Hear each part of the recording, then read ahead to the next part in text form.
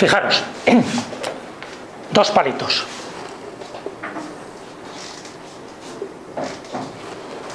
¿Qué es eso? No digáis una cruz. Eso es un sistema de coordenadas. ¿Vale? Un sistema de coordenadas, como veis, con un palo vertical y otro horizontal. Estos dos palitos, el juego que va a dar. Ya veréis más o menos en esta hora, en la que más o menos nos vamos a involucrar en el mundo de la simbología y en concreto en este símbolo universal. No solo es cristiano, es precristiano, es universal, está en todas las culturas. Y estos dos palitos que veis aquí han generado muchísima literatura, muchísima leyenda, muchísimas creencias, y ha servido también de emblema para muchas órdenes religiosas, militares. Y son dos palitos, de nada, uno arriba y otro abajo, un sistema de coordenadas, de abscisas y de ordenadas. O sea que sería un sistema geográfico y también matemático. Y geográfico porque estaría apuntando a las 4 direcciones. Ahí tenéis el norte, el sur, el este y el oeste. Pero como un sistema de coordenadas, aquí estaría en este eje el tiempo y aquí estaría el espacio. ¿De acuerdo, no? Y luego tú colocas un punto dentro de ese eje de coordenadas, un punto en el espacio. Pero también sería, si lo buscamos dentro de otros planes o de otras vibraciones, aquí estaría la materia, pero aquí estaría el espacio. Y aquí estaría lo femenino, y aquí estaría lo masculino, y aquí estaría el yin, y aquí estaría el yang, etc. Es decir, fijaros un poco estos dos palitos, la importancia que tiene, porque si incluso le ponemos un círculo, automáticamente se convierte en el símbolo de la Tierra, en el símbolo alquímico de la Tierra. Aquí lo tenéis. Pero también este es el símbolo que utilizan los celtas cuando se cristianizan. También esto se utiliza como símbolo del sol. Es decir, todo, para que veáis, está en función de la creencia, de la ideología que queramos enfocar este par de palitos. Que además tiene mucho que ver, ¿tienes para borrar? Sí. Es esta. Tiene mucho que ver con el principio de la creación. Fijaros, antes de entrar ya en materia y para que veáis una serie de cruces. En el fondo, este eje totalmente horizontal, ¿qué sería? La superdensidad, es decir, cuando no hay vibración. Y el otro palo sería cuando nos damos con la vibración máxima. ¿Qué quiere decir? Que, ya sabéis, las ondas, ¿cómo va? Es decir, estos ciclos por segundo, estos hercios por segundo, cuando son ondas de sonido, marcan esta frecuencia, esta cadencia vibracional. Cuando no hay vibración, se convierte en el cero absoluto, la densidad absoluta. Y cuando está la máxima vibración, esta máxima vibración es la totalidad. Si juntamos las dos cosas, es decir, lo manifestado, la vibración entre la nada y el todo, ¿qué estaríamos hablando? Estaríamos hablando, es una de los nombres que daría los cabalistas al Ein Sof, lo innombrado, lo innominado. Otros dirían que es el Tao, otros dirían que es Dios. Es decir, que en el fondo, cuando hablamos de la vibración más nula, lo que había antes del Big Bang, a la vibración más absoluta, lo que nos encontramos son con dos ejes, que sería la cruz. O sea, fijaros en qué grado nos estamos moviendo. La gente piensa que la cruz es algo cristiano, es el instrumento de la crucifixión de Jesús. Pues son muchas más cosas. Y en este viaje es en el que quiero embarcaros, un poco con ese prólogo, que en el fondo es una introducción. Quiero embarcaros un poco en lo que es la simbología de la cruz. Ya sabéis que el símbolo, como palabra griega, que viene de símbolei, es aquello que nos une. Es decir, aquello que nos acerca con nuestra esencia más profunda. El símbolo es el lenguaje universal, es el que nos reconcilia con aquellos elementos que de forma empírica no tenemos unos datos específicos, pero al verlo, con independencia de la cultura y de la creencia que tengamos, nos está indicando un concepto, nos está indicando una verdad, mayor, menor, pero nos está dando un tipo de verdad. Y ese tipo de verdad que tiene que ver con el simbolismo, fijaros ahí, todos los símbolos que tienen que ver con distintas religiones. Ahí tenéis desde el crismón hasta el jainismo, tenéis por supuesto el budismo, el cristianismo, el islam. hay que conocer los símbolos, porque cada símbolo de alguna forma está unificando una ideología, una creencia, una doctrina. Entonces, saber de simbolismo es fundamental. Y dentro de los distintos símbolos, y algunos de ellos que identifican a religiones y otros a sectas, uno de ellos es el que prácticamente está en todas las salsas, está en todos los caldos, que es la cruz. Aquí tenéis los distintos símbolos, ¿ves? Por si no lo sabíais, pues eso, cómo se identifica, por ejemplo, al budismo, con la famosa rueda de la vida, o el sintoísmo, o la fe bahá'í, es decir, el jainismo, que es una especie como de mano de Fátima, pero no tiene nada que ver con ella, el hinduismo, con la letra sagrada Om, el sijismo, que son 3 armas juntas, pero también formando una especie de cruz, con el cristianismo, el judaísmo. Los símbolos, en el momento que tú lo ves, ya te está dando un tipo de información, y a veces es una información que llega al subconsciente, pero está llegando, de alguna forma te está dando un tipo de idea. Fijaros también los símbolos que se utilizan para denominar los distintos planetas. Fijaros la cantidad de cruces que hay. Veis como en Mercurio, como en Venus, la Tierra, lo que os decía antes, incluso Urano, Neptuno, todos ellos son elementos o variantes que tienen que ver con la cruz. Es fundamental porque como eje de coordenadas, si la cruz está representando un poco la Tierra o incluso el Sol en algunas creencias, todo lo demás está basado, si os dais cuenta, en la media luna, que sería la luna, por tanto el subconsciente, y la Tierra, que serían los 4 elementos, porque es otra de las representaciones que tiene. Los 4 elementos, que sería la Tierra, y a partir de ahí estaría el inconsciente o la consciencia. Y si llegamos a la máxima vibración, sería la consciencia absoluta. Ese símbolo, que se ha utilizado incluso por grupos neonazis, muchas veces sin saber muy bien lo que significa. Eso es un símbolo que ya estaba ahí, desde mucho antes del cristianismo. Esto se ha encontrado en petroglifos, se ha encontrado en lugares muy antiguos, muy prehistóricos, muy lejanos. Fijaros, uno de los símbolos más antiguos, que es la svástica. Qué mal uso se ha hecho de la svástica, y sin embargo la svástica es uno de los símbolos arios, incluso preario, que ya estaba también prácticamente en todas las culturas. Ahí tenéis unos cuantos ejemplos, como la svástica y las variantes de la svástica siempre han estado ahí.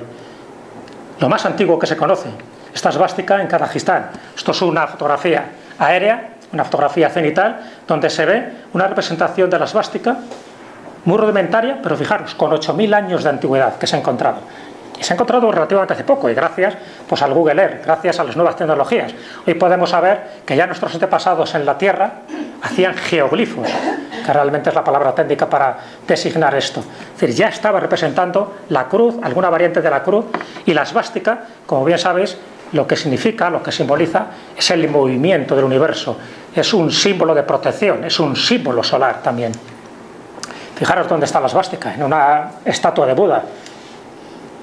¿Por qué los nazis utilizan la svástica? Fijaros que los nazis utilizan la svástica, no cualquiera, hay 2 tipos de svástica.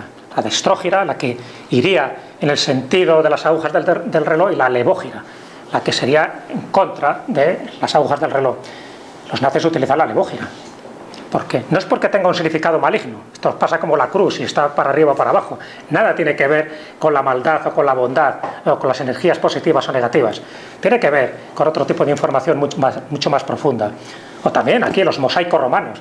Fijaros cuando veáis un museo arqueológico, como por ejemplo el de Madrid, cómo en los mosaicos romanos aparecen muchísimas esvásticas, pero siempre como no solo como un elemento de decoración, que está muy bien, sino como un elemento que nos está dando una información codificada de ese movimiento del cosmos, y también, como no, como elemento protector de las casas. Por eso estaban en los domus, en las casas romanas también. Protegían ese tipo de símbolos, porque todos los símbolos, y la cruz es uno de ellos, emiten ondas de forma. Es decir, aunque no las veamos, cada símbolo nos está transmitiendo un tipo de información. Por eso hay veces que nos sentimos más a gusto con un símbolo que con otro. Por eso los talismanes ejercen esa función, porque son las ondas de forma. No es lo mismo que sea cuadrado, que sea redondo, que sea picudo, que tenga 5 estrellas o 8 vértices. Ese tipo de ondas de forma se están emitiendo, y eso se sabe perfectamente en los templos cristianos, en los templos budistas, jainistas, donde los símbolos que se colocan antes o después, es decir, en las afueras o en el interior de los templos, hacen su función.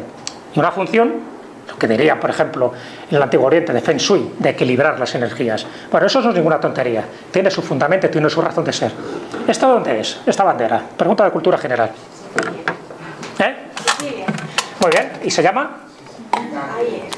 El nombre técnico, esas 3 piernas ahí con una cara sonriente, que es la medusa. La tinacria. Como ves, es una variante de la esvástica. También en la isla de Man, su bandera es muy similar a esta, también con 3 piernas. ¿Y esto qué sería? El triskel, otra variante. Si os dais cuenta, otro símbolo universal que lo que hace es representar el movimiento. ¿Qué movimiento? El de la persona, no. El de la Tierra, el del cosmos, las energías que realmente siempre están en continuo cambio. Y también como símbolo de protección. Por eso también lo adoptaron las culturas celtas. Pero era anterior a las culturas celtas. ¿Y esto qué es? El lauburo. Es decir, los vascos, que esto viene además de las legiones vascas, de las legiones romanas, sabéis que también tenían soldados vascos. Bueno, pues lo traen los soldados vascos de sus correrías y luego se adopta como símbolo en el territorio vasco. Pero este es el lauburo, otro símbolo universal, que aquí está con la icurriña, da igual. O sea, se asocia un símbolo porque considera que ese símbolo de alguna forma da una representación de lo que es su pueblo, del devenir un poco cósmico que ha tenido un pueblo o una civilización. Y cuando hablamos del devenir cósmico, ¿no?, de una civilización, ¿qué es esto? Esto es la chacana, la cruz andina. Esto es otro símbolo. Fijaros que os estoy poniendo cruces precristianas, cruces antes de que llegue el cristianismo, y luego veremos todas las variantes. La chacana, esta cruz andina, chacana en quechua significa escalera. Es decir, es una escalera. Si os dais cuenta, si trazáramos una línea horizontal justo por la mitad, está representando la división entre la tierra y el cielo, o el submundo, el mundo invisible, y el mundo visible. Y esa es la escalera que te conduce al inframundo o a los dioses. La escalera tiene un simbolismo tremendo, ¿no? O sea, siempre que veáis algo relacionado con la escalera, nos está relacionando como una especie de puerta dimensional, donde tú puedes entrar en contacto con los dioses, donde puedes entrar en contacto con aquellas realidades no visibles, pero sí perceptibles por muchísima gente. Y la chacana ha estado ahí, siempre ha estado ahí. Esto yo lo he visto en Tiahuanaco, o lo he visto en la cultura chimú, o incluso en los tejidos incas, uncu inca, que es una especie de poncho inca, o en los tejidos aymaras. Siempre está la chacana representada. Otro elemento sagrado, potentísimo, que está basado en la cruz. Pero una cruz, como veis, muy relacionada con esa escalera, con esos peldaños que te conducen hacia algún lugar. Fijaros que donde está la chacana, en los monumentos que se ha encontrado la chacana, todos tienen que ver con los dioses creadores, con los dioses instructores, con aquellos que dejaron su huella. De hecho, también es un símbolo que se identifica con Viracocha, por ejemplo. Fijaros las variantes que hay de esas chacanas, ¿no? Desde Chavín, por ejemplo, en la cultura wari, en la chimú, por supuesto, una de las grandes culturas, además misteriosas, sobre todo con el famoso lanzón. Todas son variantes de lo mismo, que en el fondo es la cruz. Es una cruz griega con distintas variantes, porque la cruz griega, no lo olvidéis, es mucho anterior, muy anterior a la cruz latina. Luego la cruz latina ya veremos un poco cómo se va adaptando un poco a las creencias de un cambio de paradigma, de un cambio de época. Pero esa chacana es fundamental, porque se da también en otras partes, ¿no? Pero sobre todo en las culturas precolombinas era algo recurrente. De hecho, también está convertido en una especie de talismán. Hay gente que lo lleva como colgante, igual que muchas de las cosas que vais a ver aquí. Por cierto, si alguien se quiere hacer un tatuaje, que no pierda hoy ripio, porque va a aparecer muchísimas imágenes, algunas ya han aparecido, que les puede dar idea para tatuárselo a la pantorrilla o en el cuello. Porque en el fondo estamos hablando de símbolos sagrados, de símbolos que nos reconectan poco con nuestra identidad y sobre todo con esa sabiduría profunda y oculta. Y los símbolos, ya digo, es el lenguaje directo que nos conecta precisamente con esas realidades invisibles. ¿Qué es esto? Esta es más complicada, ¿eh? Esto sabéis que se llama la mano de Dios.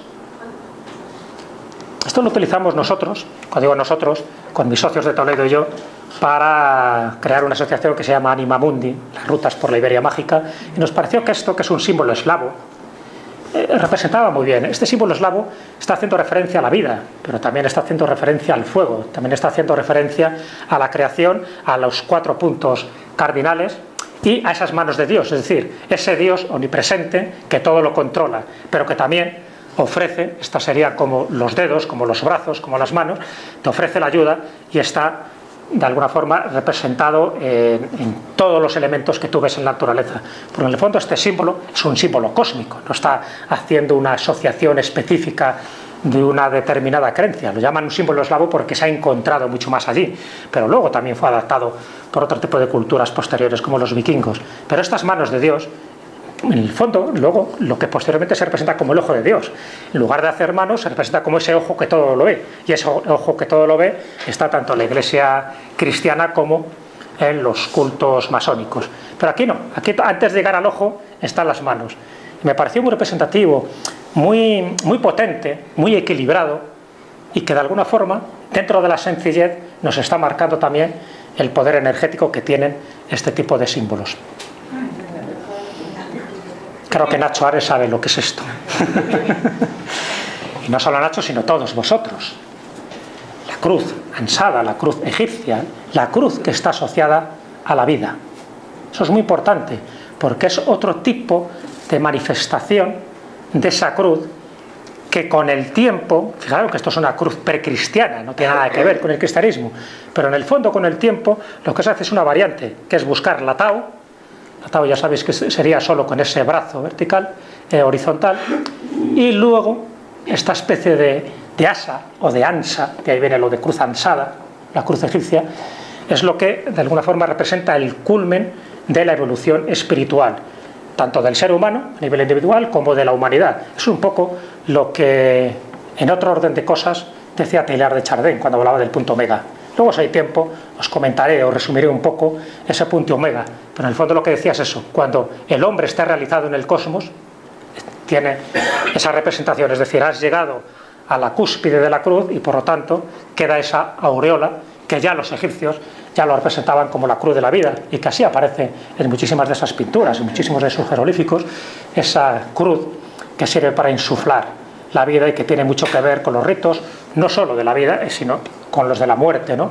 Y de hecho, la cruz ansada está más representada en las tumbas egipcias, que representan el tránsito hacia el más allá, que en los usos cotidianos, ¿no?, de la vida. Fijaros, entramos ya un poco, una vez que hemos hecho este recorrido rápido, y tengo que ser rápido porque ya veréis que hay muchísima información y tampoco quiero abrumaros, ¿no? Pero bueno, sí me interesa que veáis un poco cómo esos 2 palitrostes que os he dibujado al principio, cómo esos 2 palos pueden dar mucho juego en nuestra concepción del mundo y en el devenir de las creencias humanas. Y claro, la cruz está muy asociada al cristianismo.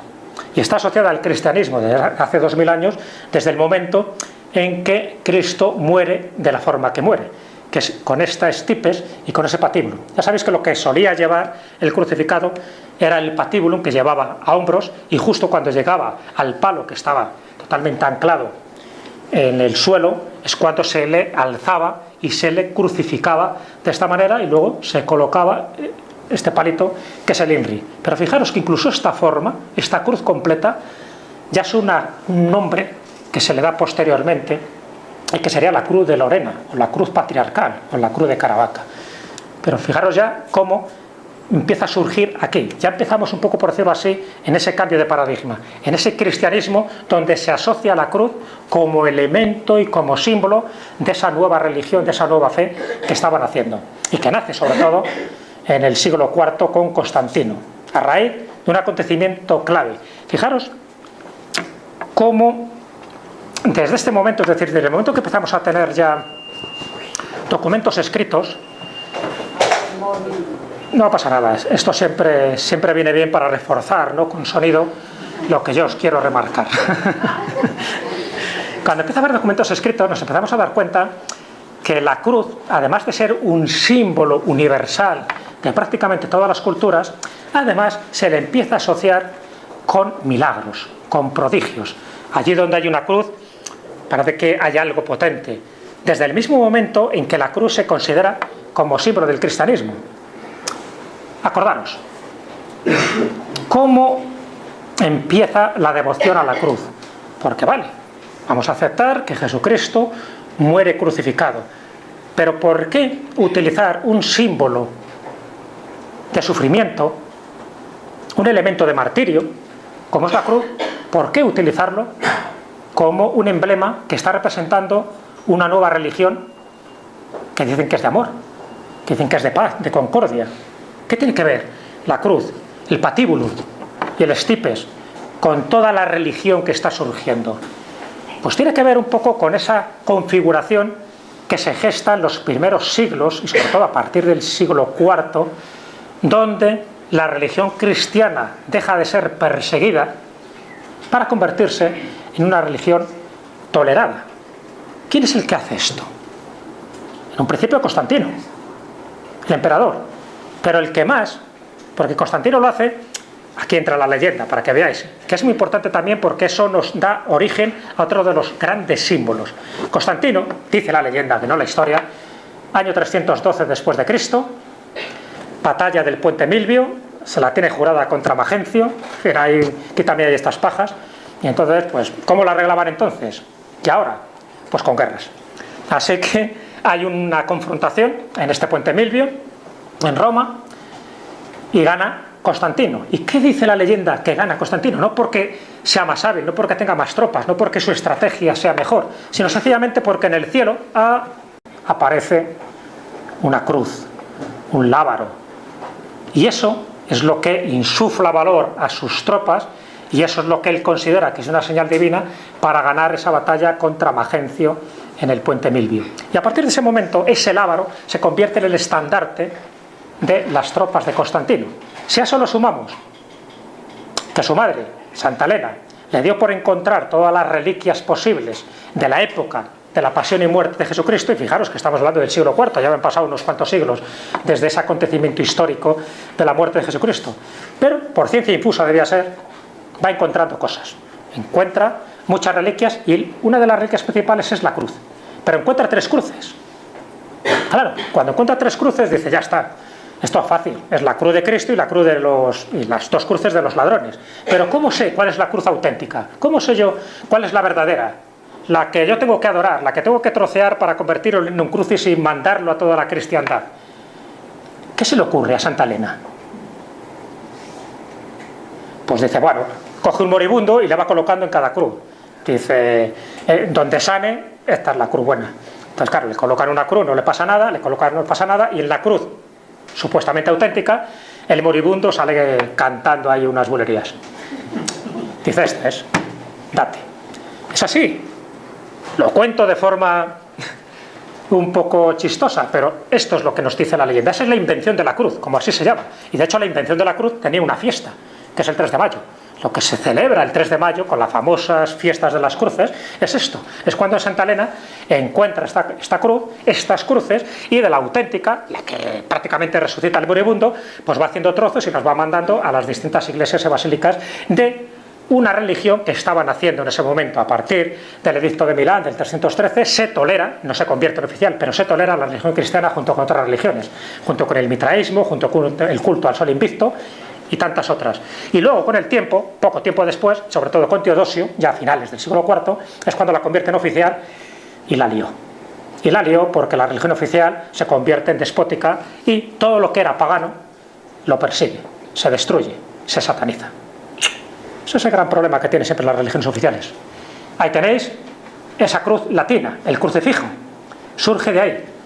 Pero ojo, este crucifijo, la cruz latina como tal, como símbolo del cristianismo, no se está utilizando desde el primer momento. Lo que se utiliza en las iglesias, las primeras iglesias cristianas, desde el siglo IV en adelante, sobre todo hasta finales de la Edad Media, ¿sabéis qué cruz es? Es la cruz griega. Esa es la que se está utilizando. De hecho, las iglesias ortodoxas, la cruz que ellos tienen es la cruz griega, con distintas variantes que iremos viendo. No la cruz latina, que se llama, no este crucifijo como tal. Pero bueno, el hecho es que poco a poco se va imponiendo, incluso en las naves de las iglesias, en los diseños de esas iglesias católicas, de esas basílicas, de esas catedrales, se utiliza la planta de cruz latina.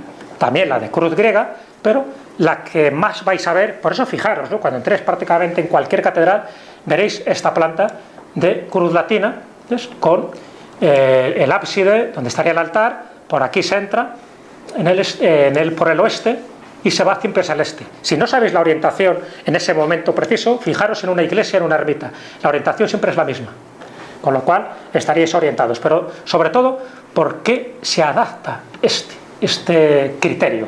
Prácticamente hay 3 criterios a la hora de hacer iglesias o basílicas o catedrales cristianas, que es la planta basilical, que es la que utilizaban sobre todo los visigodos, la planta de cruz latina y la planta de cruz griega. Pero la de latina es la más habitual, para que veáis la importancia que empieza a tener ya esa cruz, esos pilares, incluso cruciformes, cómo la cruz se convierte ya en un emblema, en una enseña del cristianismo, considerado que eso es lo que les distingue de otro tipo de creencias. Y fijaros esto, porque esta es la representación más antigua de la que tenemos constancia, dice, de la crucifixión de Cristo. No sé si veis ahí, se llama el grafito de Alexámenos. Esto se puede ver en el Museo Palatino, en Roma, apareció en uno de los muros del Palacio Palatino, de ahí que tenga ese nombre, y Alexámenos es porque ese es el nombre que aparece aquí. Está en griego y veis esta crucifixión, aquí la veréis con más claridad. Fijaros, una crucifixión rara, porque aparece con cabeza de burro. Y lo que está indicando ahí es que Alexámenos, que es está orando a su Dios. Más o menos es la traducción. Esto es lo que comentan que sería la crucifixión más antigua, la crucifixión de Cristo, más antigua de la que se tiene constancia. Otros dicen que no, que sería precristiano, porque es muy raro que se representara a Jesucristo de esta manera, una especie como muy burlona. Entonces unos dicen que sería del siglo I, es decir, poco después de la crucifixión, y otros dicen que sería anterior, pero que se ha interpretado como la primera representación de esa crucifixión. No sé qué pensáis vosotros, pero fijaros también está. Un Orfeo crucificado, del 300 antes de Cristo, el 300 antes de nuestra era. Este Orfeo es curioso porque Orfeo tiene que ver con la mitología griega, no era un dios, realmente es un personaje mitológico, se enamora de Eurídice, Eurídice al final va al infierno, Orfeo con su lira tiene que rescatarla, en fin, hay toda una historia curiosa, y sin embargo Orfeo, sabiendo la historia mitológica, él no muere crucificado, para nada. Él muere, dice, que apaleado y muerto por mujeres tracias que estaban perdidamente enamoradas de su belleza, y como no las hacía ni caso a ninguna, solo tenía ojos para Eurídice, pues al final muere. Pero sin embargo aquí se le representa crucificado, fijaros, con esas estrellas, con esa media luna coronando la cruz, como un símbolo pagano, donde ya se ve claramente que este tipo de ejemplos, si es auténtico, porque siempre se cuestiona, ¿no?, la antigüedad, algunos dicen que a lo mejor es una falsificación, pero si realmente es auténtico y el 300 antes de Cristo, qué curioso, ¿no? Como también esa crucifixión estaba representada dentro de esos dioses que se consideraban que eran dioses solares. Por eso su natividad, su nacimiento, tiene que ver con ese solsticio de invierno, con ese 24 de diciembre. No es casual que la fecha de Cristo la colocaran ahí, a sabiendas de que él no pudo haber nacido en diciembre. Según las escrituras tuvo que haber nacido marzo, abril, mayo, por las condiciones climatológicas que había en aquella época. En el momento que él nace, no pudo haber nacido en diciembre. ¿Por qué dicen que nace en diciembre? Porque todos los dioses solares nacen precisamente en ese solsticio de invierno. Pero bueno, no vamos a entrar tampoco en ese tipo de disquisiciones que serían muy interesantes. Aquí tenéis una representación de ese milagro que ocurre en el puente Milvio, que os hablaba de Constantino, cómo aparece esta cruz. Allá veis que es una cruz latina, normal y corriente, también esta representación pictográfica es muy posterior, pero realmente lo que dicen las crónicas, lo que dice la leyenda, lo que os aparece es esto. ¿Y esto qué es? Que este es el emblema que luego utiliza Constantino, este es el lábaro, el famoso lábaro. Esto es un crismón. ¿Y qué es un crismón? Un monograma de Cristo. Ya sabéis que hay ahí dos letras, que es la G y la Rho, que es la P y la X, cuya asociación hace Cristo. Y que luego, este crismón, que es como lo más básico, ¿no?, que podemos ver dentro de la representación, sustituye el elemento simbólico que identificaba a los cristianos cuando todavía estaban en la clandestinidad, en las catacumbas, que es el pez. Y ese pez, que ya sabéis un poco, bueno, toda la historia que hay alrededor de por qué el pez y no otro elemento, otro animal que representara el cristianismo. Dicen que la época de Piscis, y que por lo tanto, pues, de alguna forma estaba en esa transición de cambio de era, y el pez, de alguna forma, es lo que estaba representando la nueva etapa, ¿no? La etapa del cristianismo, la etapa de Cristo, pero de Cristo resucitado, porque siempre se hablaba no del Cristo muerto, sino siempre de ese Cristo resucitado, glorioso y triunfante. Pero al final ven que el crismón es mucho más interesante.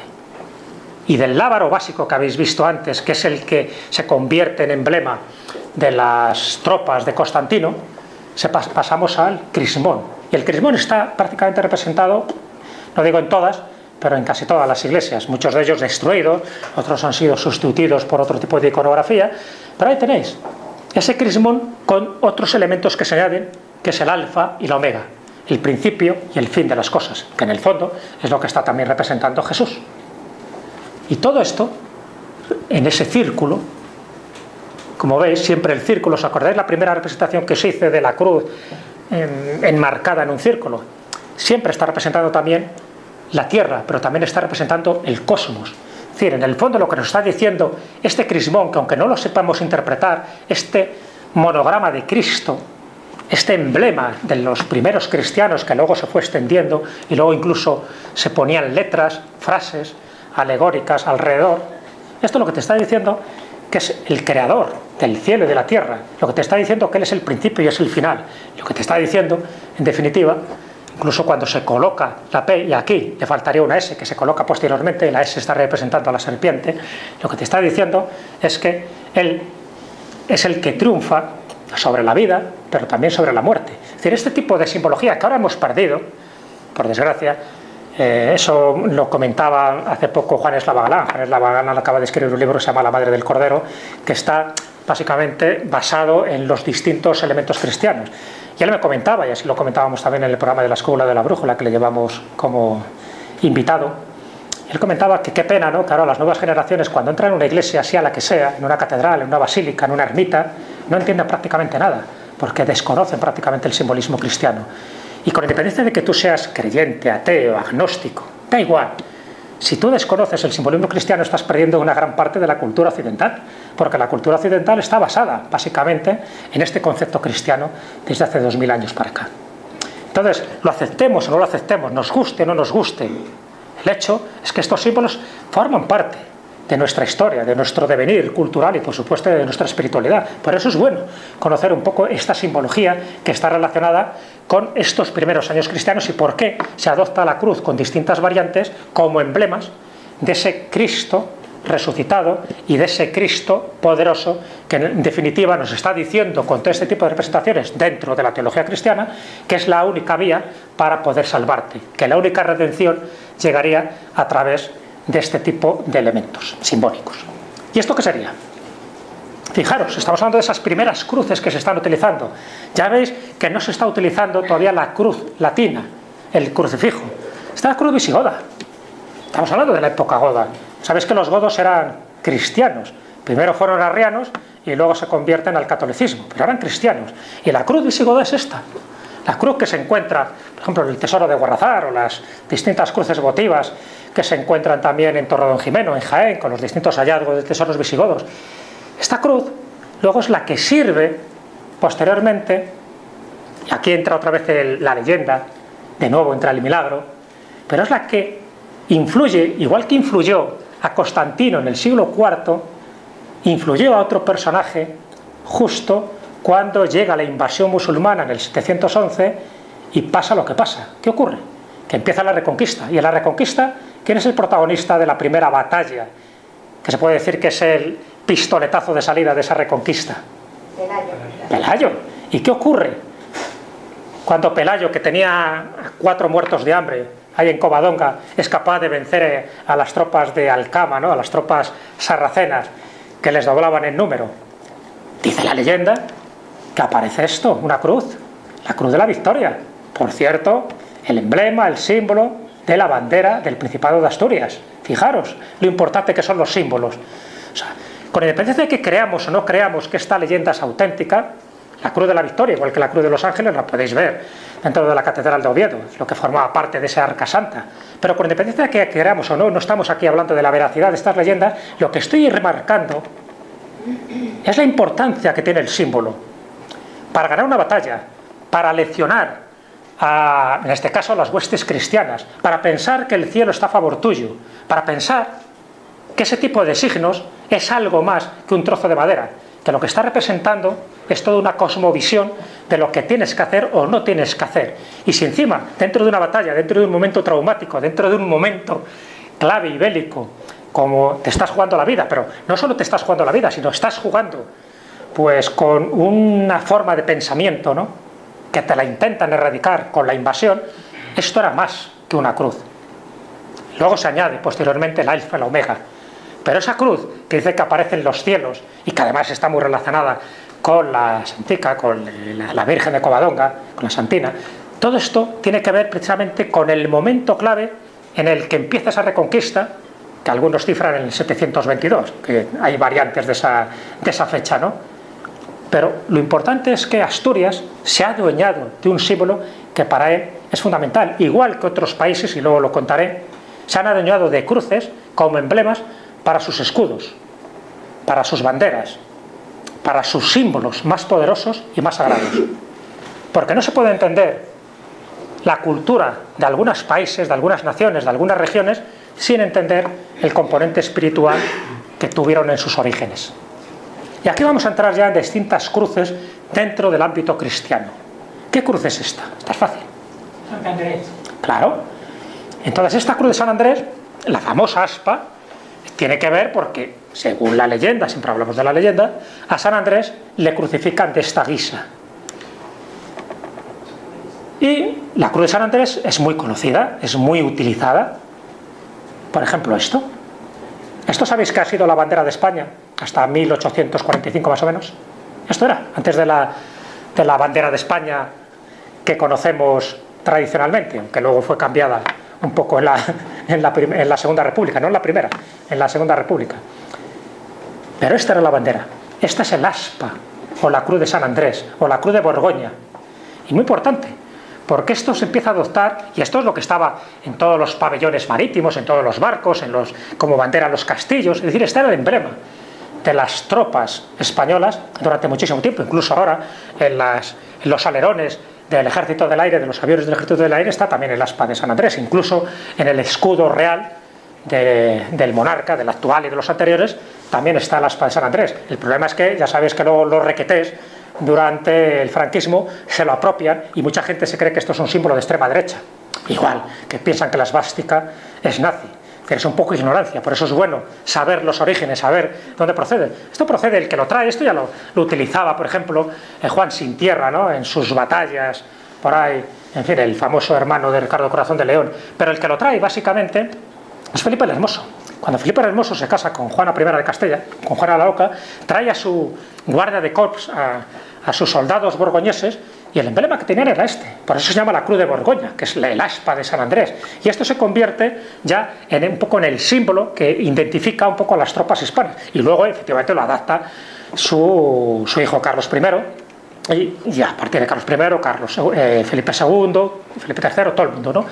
Este es el aspa de San Andrés. Fundamental porque ha sido más tiempo bandera de España esta que la rojigualda que tenemos actualmente, que esa tiene nada, siglo y medio. Sin embargo, esta tiene mucho más de 3 siglos. Entonces, bueno, es importante saberlo porque se convierte, ya digo, en uso. Bueno, también por supuesto, en otros lugares también se utiliza este aspa, ¿no?, incluso también en Gran Bretaña, pero la que más se utiliza es esta, que es la cruz de San Jorge. Esta cruz de San Jorge, que es un poco el emblema, ya sabéis, de Inglaterra, pero también en Génova se utiliza, y casi siempre la cruz de San Jorge, que también, por ejemplo, está en el escudo de Sobrarbe, que luego ese escudo de Sobrarbe está en el escudo de Aragón, la cruz de San Jorge casi siempre hace alusión a un milagro, al milagro de San Jorge. San Jorge, caballero de la Capadocia, le da por intervenir siempre en unas cuantas batallas, siempre a favor de las huestes cristianas. Entonces, allí donde aparece San Jorge tomando partido por los cristianos y machacando a los infieles, a los sarracenos, luego se adopta como emblema en la cruz o en su escudo heráldico la cruz de San Jorge. Entonces, casi siempre que veáis una cruz de San Jorge, si analizáis un poco su origen y su historia y su leyenda, veréis que hay un milagro por medio. Igual que lo hizo Santiago Apóstol, machacando por ahí unos cuantos. La leyenda, ya digo, no entremos en la veracidad, pero sí entremos en lo potente que es la leyenda, y sobre todo cuando esa leyenda va asociada a un símbolo, como este. Volvemos a otra crucifixión, otro símbolo importante. Aquí estamos hablando de San Pedro, que él dijo que le crucificaran boca abajo porque no era digno de ser crucificado como su maestro. Vale. Y entonces, como emblema, como símbolo, como cruz de San Pedro es esta. ¿Pero qué ha ocurrido con esta cruz? Que algunos satánicos han dicho, uy, esta es la nuestra. Porque como es una inversión, ya sabéis que las creencias satánicas es lo que diga la Iglesia Católica, pero al revés. Siempre, la inversión de los valores. Entonces, esta pobre cruz de San Pedro se ha convertido en una cruz satánica, pero eso es muy posterior. Antes no era así considerada. Pero si queréis ver la cruz satánica de verdad, la buena, la poderosa, no es esta. Esta es una cruz Mindundi. Es esta. ¿Esta la conocíais? Fijaros lo que intentan hacer. Esto es una especie de símbolo muy esquemático del sulfuro, del azufre. Fijaros, el azufre, demonio, Satán. Y con una cruz de Lorena, lo que os decía, el pequeño travesaño donde estaría el INRE y el otro travesaño clásico, con el infinito. Pero es que este infinito, para esos cultos satánicos, sería el escroto. Y no especifico más. Con lo cual, fijaros qué burla se está haciendo con una cruz justo encima de unos atributos genesiacos. Estoy yo muy culto hoy. Y ya puestos a buscar cruces extrañas, fijaros la que les regaló Evo Morales. No sé, ¿conocíais esta foto? Mira cómo se queda el papá, como diciendo, ¿recojo la cruz o le doy con él? ¿Qué hago? Fijaros qué sincretismo más curioso. El símbolo del comunismo con un Cristo ahí crucificado. Como diría Trillo, manda huevos. Bueno, el manda huevos sería aquí. Bueno, vamos a cruces. En este viaje infinito está dando mucho juego estos dos palitos, ¿no?, de la cruz, como veis. Y eso que voy a 1000 por hora. ¿Qué cruz es esta? La cruz celta. Pero esta es la cruz celta cuando se cristianizan los celtas. Los celtas eran paganos, los celtas, los auténticos, los originarios no necesitaban cruces. Su templo era la naturaleza. Los dioses estaban en la naturaleza, dios Cernunnos, y todos los demás estaban en la propia naturaleza. Ese era el templo auténtico, sagrado, poderoso. El templo que no le gustaba a Julio César y por eso quemaba los bosques de robles. Los pobres celtas no dejaron nada escrito, ni siquiera los druidas, y por eso lo que sabemos es gracias a sus enemigos. Y cuando se cristianizan, hacen esto. Es la cruz con ese círculo, otra vez, potente, ese símbolo solar, protector, con esa cruz que luego otras ideologías posteriores adoptan, como esta que os decía. Esta es muy de neonazi, muy de extrema derecha, que nada tiene que ver con la cruz originaria, pero que sin embargo ya veis que hay grupos que adaptan una cruz como la de San Pedro como cruz satánica, o esta cruz celta como sus emblemas, en este caso fascistoides, que rehuyen y de alguna forma traicionan lo que es el pensamiento mágico original que tenía la cruz.